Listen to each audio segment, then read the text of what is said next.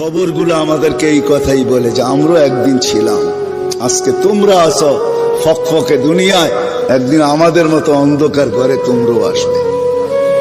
কবির কথাই সত্য।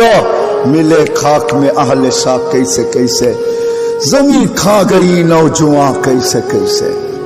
কত বাদশাহী তো মাটির নিচে শেষ হয়ে গেল, কত জমিনই তো কত যুবককে অস্তিত্বহীন করে দিল। এটাই সত্য। আজল নে না ছোড়া কেসরা না দারা, মৌত আজ পর্যন্ত কাউকে ছাড়ে নাই। মৌতকে ফাঁকি দেওয়া যায় না, ওভারটেক করা যায় না। কোরআন এটাই বুঝায় ইউদরিকাল মৌত, মৌত তোমাকে ধরবেই ধরবে। সীমারেখা আসতে দাও, থাবা আসতে দেরি হবে না। ভাগবে তো ভাগবে কোথায়? আইনাল মাফার। কোরআন বুঝাইতেছে তুমি কোথায় ভাগবে, তো আল্লাহ আবার বুঝাইতেছে যেখানেই ভাগবে ইল্লা বিসুলতান, আমার রাজত্বের বাহিরে তোমার যাওয়ার ক্ষমতা নাই।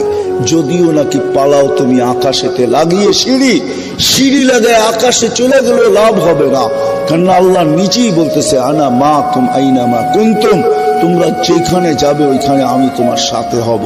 আমি যদি জিজ্ঞাসা করি আল্লাহ কতটুক দূরত্ব থাকবে আপনার আর আমার, তো আল্লাহ কোরআনে জানায় দিতেছেন আকরাবু মিন হাবলিল ওয়ারিদ, তো শাহ রগের চেয়েও আমি কাছে থাইকা তোর সঙ্গে থাকবো।